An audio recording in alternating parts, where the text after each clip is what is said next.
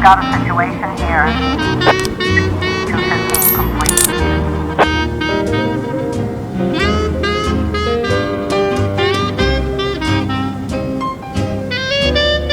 (113B) in progress.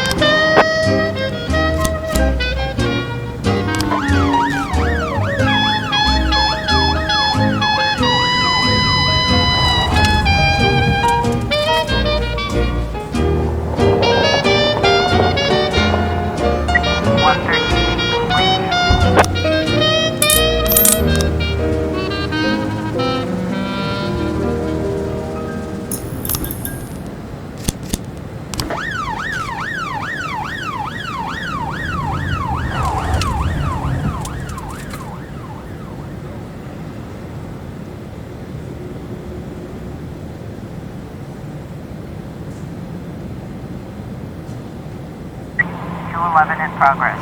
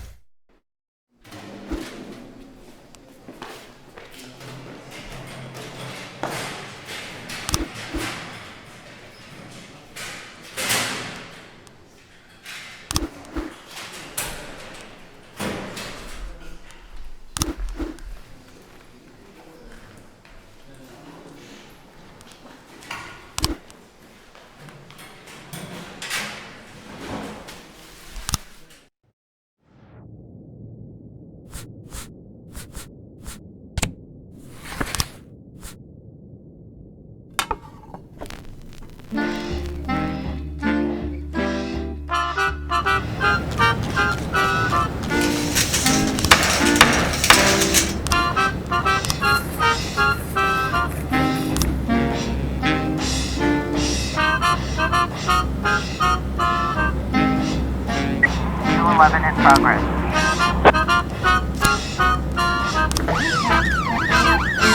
411 in progress.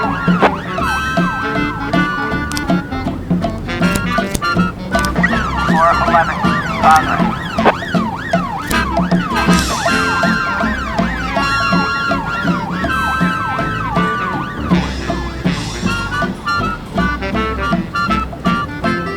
211 complete.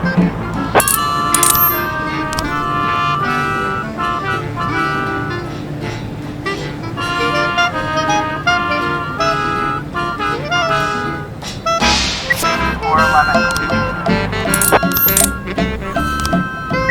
411 complete. 110 feet in progress.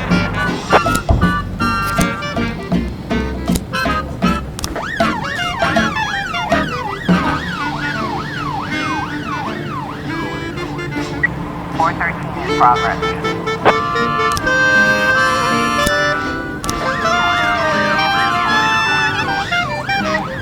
I was trying to raise 10-1, Sergeant Hotspot.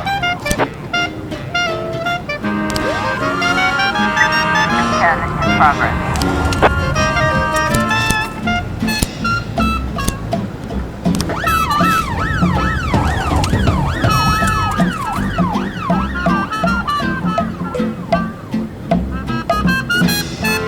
110 feet complete.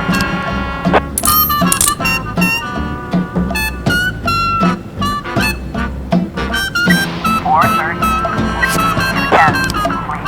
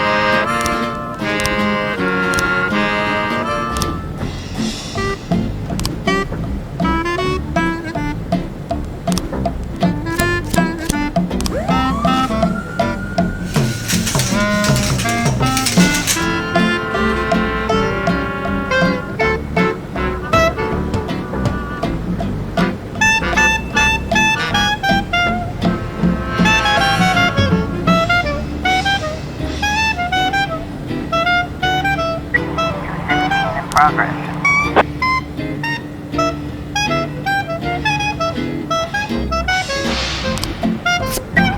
212 in progress.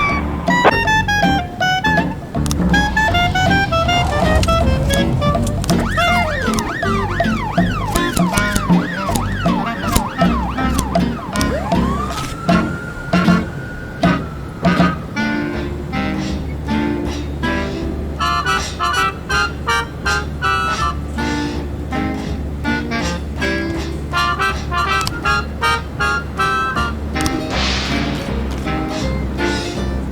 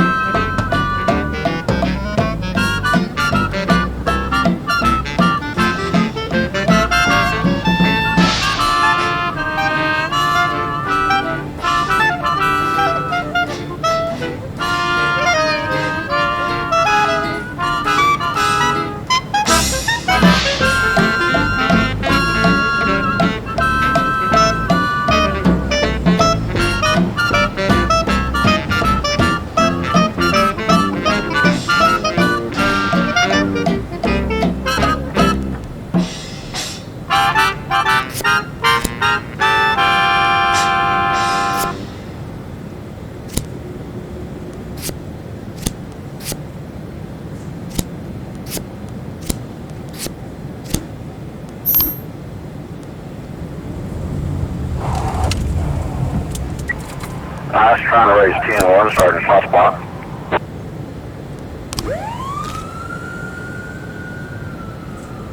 212 complete.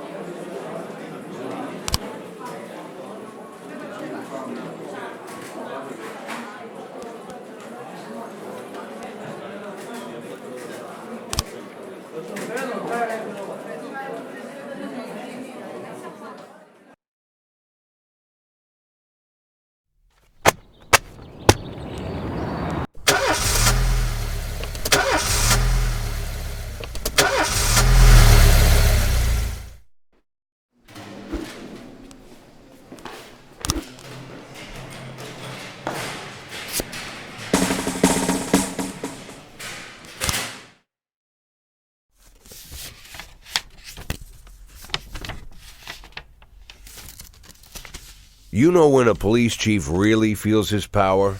When he hires and fires people? When he throws folks in jail? When he's bossing everyone around all morning? No, there's no power there. Just bureaucratic red tape. Like directing traffic. Not that it's all bad. No, I feel it the most when people come to me with accusations.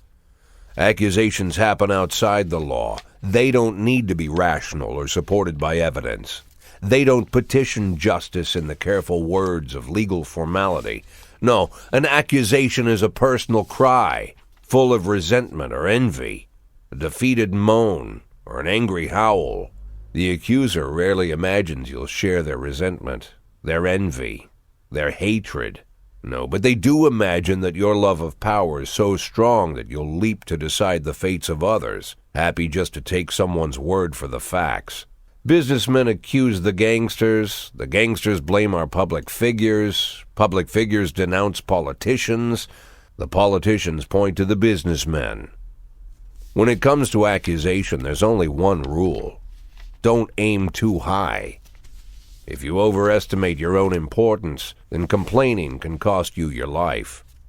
So choose the easier path. Exaggerate as far as you can, and try to make your plea sound as sad and pathetic as possible.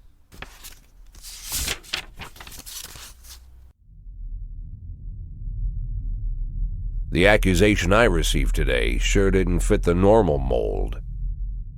After killing Vikas Varga and routing his supporters, Sand further strengthened his already powerful authority. Even a month ago, anyone coming out against Sand would sound like a lunatic with a death wish. Today, it's the same thing as suicide. But the letter I'm holding in my hands directly connects Henry Sand, lieutenant of the Sand Mafia family, to the reported death of successful banker John Pazzi. Henry has a daughter, Marianne, a dancer, and apparently it all started with her. One day, Marianne danced in the title role of a production of Giselle, and Henry, proud father that he is, brought the whole family to the premiere, along with some of the family's business partners. Among their guests was the young banker John Pazzi. He couldn't keep his eyes off Marianne, but she ended up brushing him off. In response, Pazzi ambushed her one night after rehearsal, pulled her into his limousine, and had his way with the poor girl. After that, gentleman that he was, he drove the girl home and threatened that if she told anyone what happened, her mother would get the same treatment. But her father still managed to shake the truth out of Marianne, and he decided to take his revenge. Of course, Henry knew he couldn't just go with his instincts and put a bullet in Pazzi in broad daylight. The rich bastard was too important for business, and Henry is neck-deep in the family business, overseeing transportations for the Sand Mafia. He knew about every delivery delay, every car, and every shop. It was mostly thanks to Henry that the whole Sand operation rolls so smoothly. Henry has free access to all their off-book cars, and a tar-black motive. Yeah, he could easily arrange the death of John Pazzi as a drunken, late-night hit-and-run. But Henry Sand is smarter than that. If this story about Pazzi is true, he'd more likely go to the boss and ask permission. I'd have figured this letter the ramblings of a retired gangster looking to spice up his life with little excitement. The way the letter started, "My dear little old cupcake," I had every mind to toss it in the trash. But something else got my attention. They're rarely ever signed, but this one ended Robespierre, and I doubt it's an imposter. No one would go against the most powerful group in the city, hoping to hide behind the name of some prankster clown. Like everyone else, I had no idea who Robespierre was or what he wanted. But there was no doubt that this guy was more than a little crazy. An arrogant psychopath. Could be dangerous. Definitely worth looking into.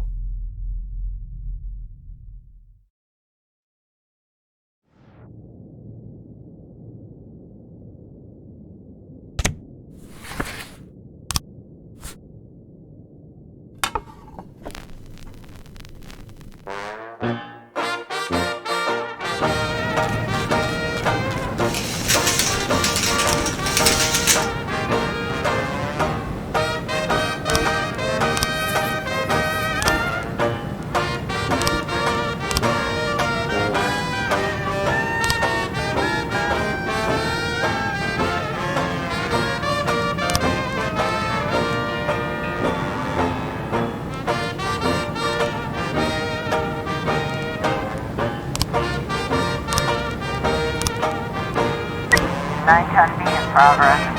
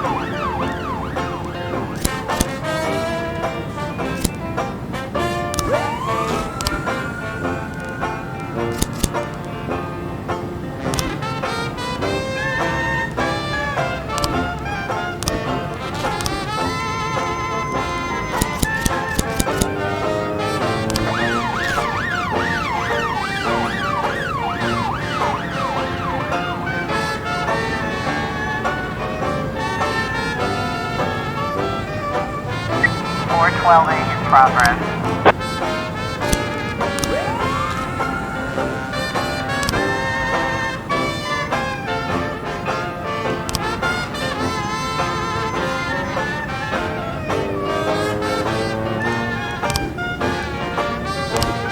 Looks like we have a situation here.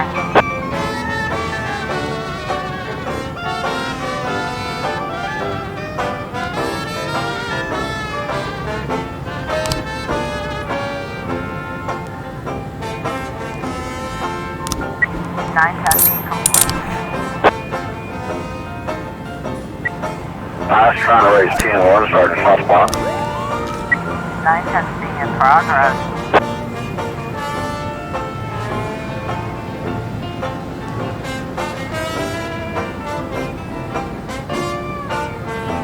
.412A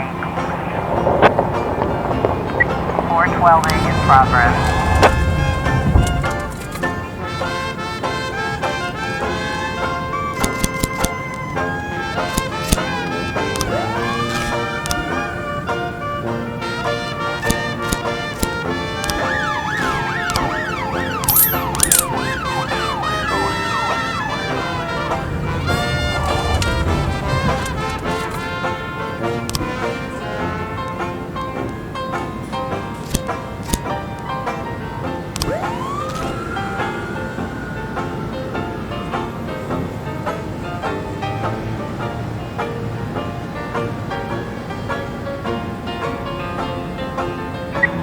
I was trying to raise 10-1, Sergeant Hotspot. 412A.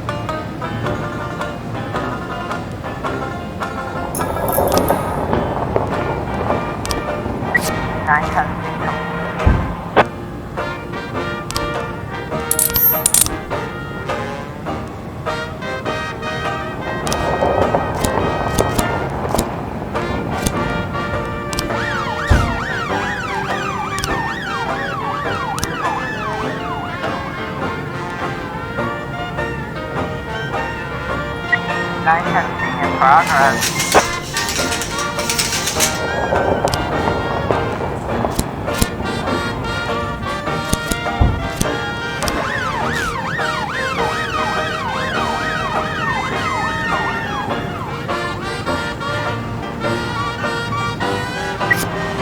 Complete.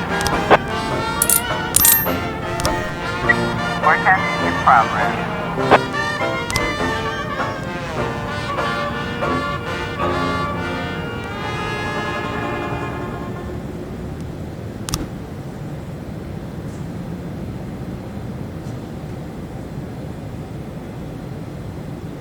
Looks like we have a situation here.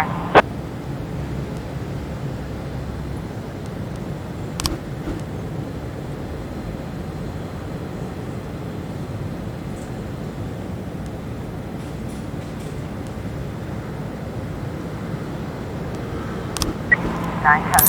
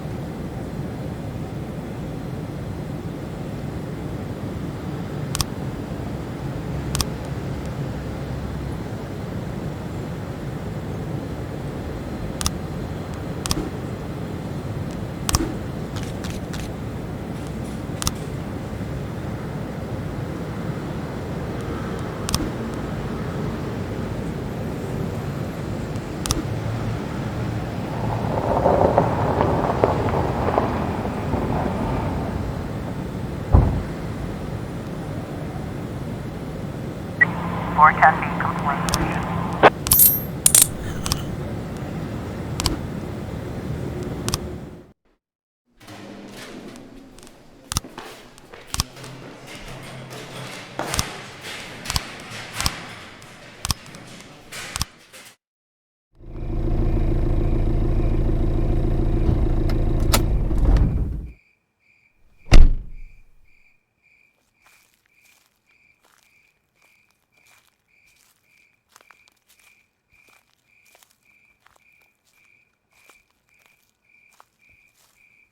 Oh, Jack, you always come back so late. What's wrong? Bad news? Good news, Jack. Laura is ready. Ready how?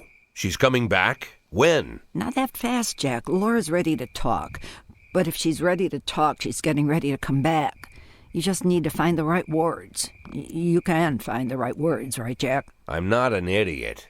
I didn't ask for this, Jack. It's the middle of the night, and I'm alone on an old farm, 40 minutes away from anywhere, sat on a creaky porch, and now I'm getting snapped at. I came here so you could personally promise me that you'll be able to find the right words. So let's try again. You can find the right words, right, Jack? I can find the right words, Mrs. Markham. That's good to hear. Tomorrow night at 3 o'clock at the Octopus Restaurant. You know it? Yeah, but it's closed at night. Oh, I've arranged for them to be open. Don't be late. But don't come too early either.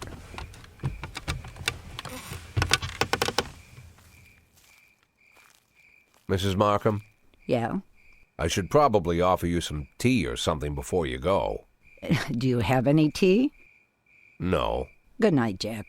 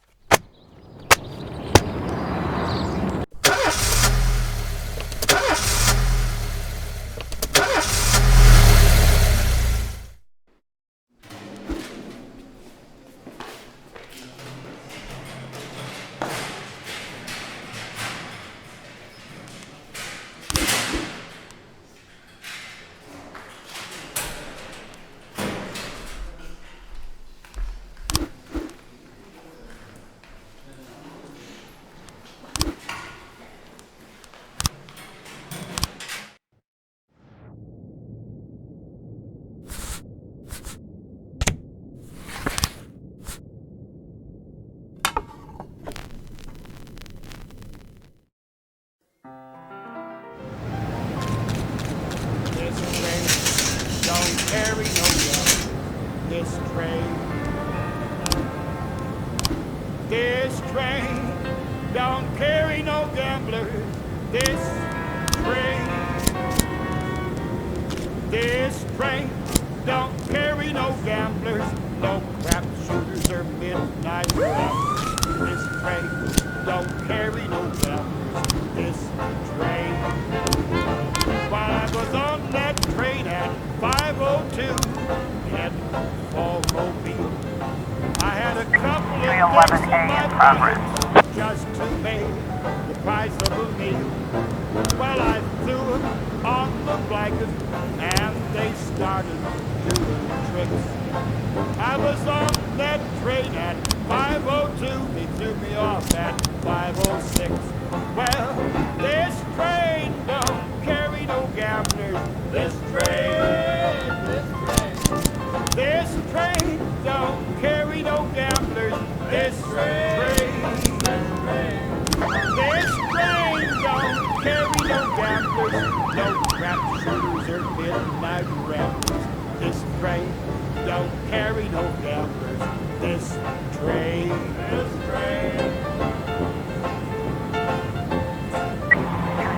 311A complete.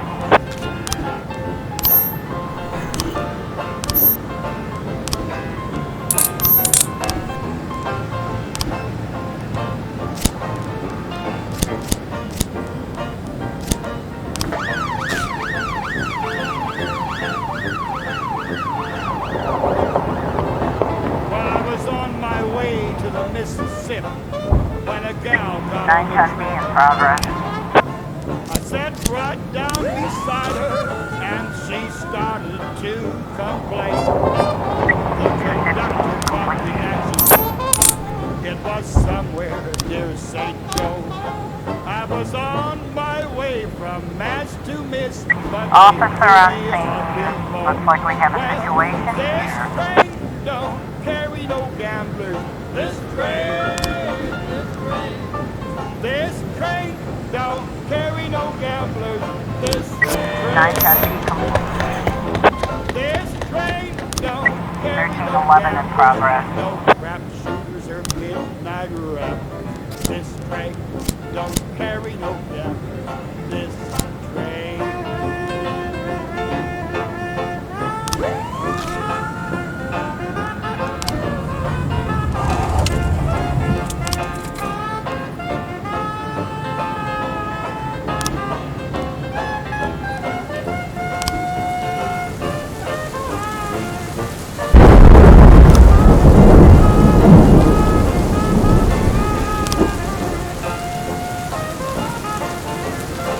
When I counted it down on the Santa Fe, my trip came to an end.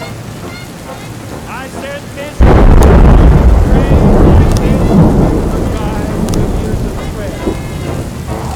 Again came the conductor. Again I was cut off. I was trying to raise 10-1, Sergeant I Hotspot. don't know where you got off, but I can tell you where you get off. This train don't carry no gamblers. 911 in progress. This train don't carry no gamblers. 1311. This train don't carry no gamblers. This train don't carry no gamblers. This train.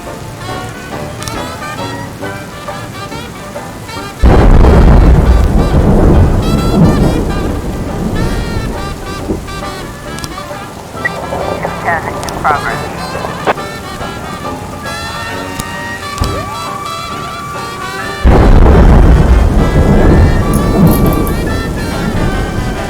Nine 11.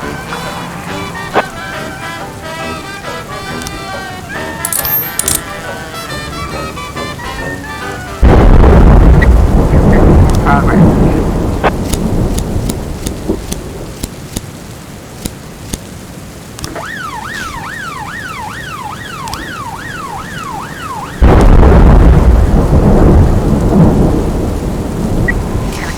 Complete.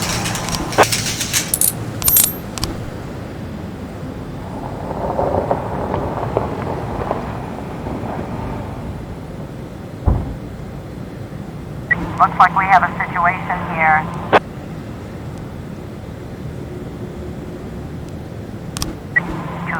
Complete.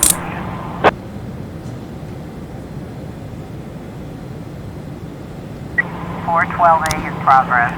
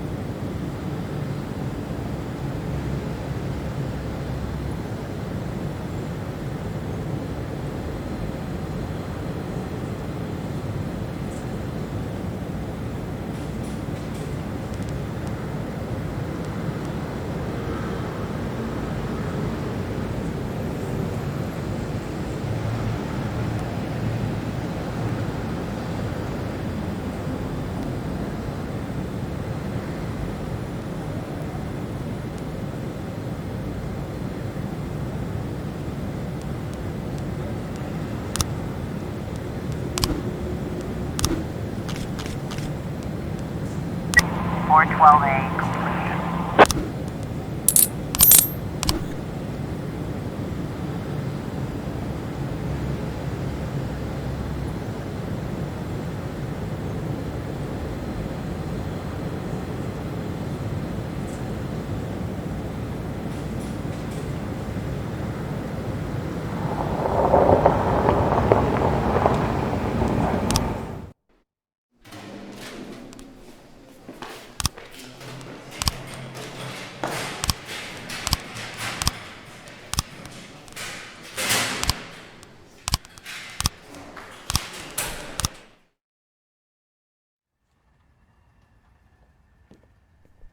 According to Mrs. Markham, I was supposed to spend all day thinking up the right words.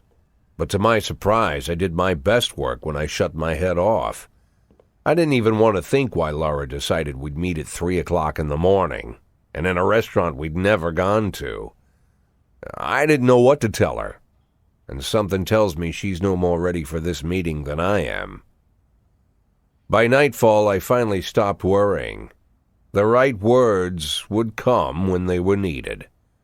And if they don't come at all, then so be it.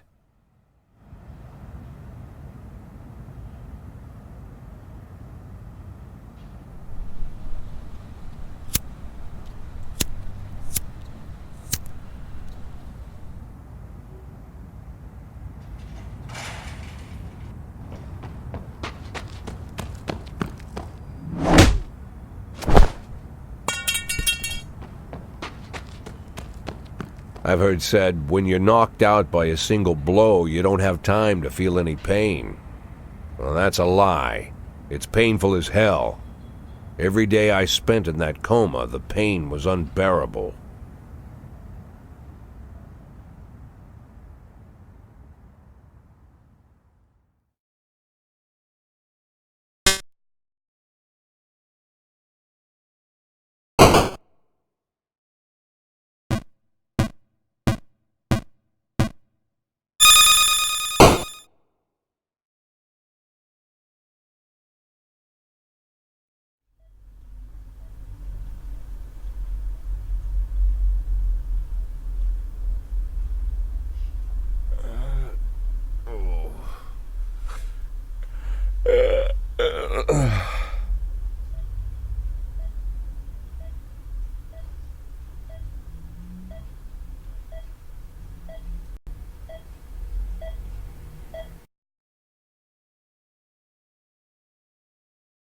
Yeah, I heard about that already. But what if they decide to spill it to the papers? We need to start thinking now about covering our asses. I know people who can deal with this, but they'll need at least a week. Plus, if we want to... Lieutenant Stat, I'm sorry to interrupt you, but I have Jack Boyd on the line. Who? Jack Boyd, sir. He's calling from the hospital. Gibson, I'll call you back. Don't do anything without my team. Jack, well, wow. I didn't know you were awake. Doctor said you could be in that coma for months, even years. How are you feeling? Tell me who's in control, Martin. I don't think I follow you. For God's sake, Martin, tell me it's you running the department and not some stooge from the mayor's office. Yes, Jack. I am performing the duties of the police chief, but the new man's coming on Saturday, Kevin Paulson. Kevin Paulson? Yes, it's the guy from the... I know who Kevin Paulson is. Now listen carefully, Martin. I'm coming back to work. I'm Freiburg's police chief, and it's going to stay that way for another 4 months. Now you get on the phone and do whatever needs to be done. You run into any problems, threaten them with the media, court, or blackmail. But I don't think they'll give you any trouble. The mayor knows it's easier to just wait until the winter than deal with a scandal. Oh, and assemble a press conference. Listen, Jack, I know the truth is on your side, but you have to take into account... Martin, how long since you transferred to my department? Coming up on 5 years now. How many times in the last 5 years have you come to my birthday party? How many times have you come to the farm when I had the boys over? Never had the pleasure, but... Never. Because you couldn't care less. And I don't care for you either, Stat. It wasn't me who appointed you deputy, and you wouldn't have been my first choice.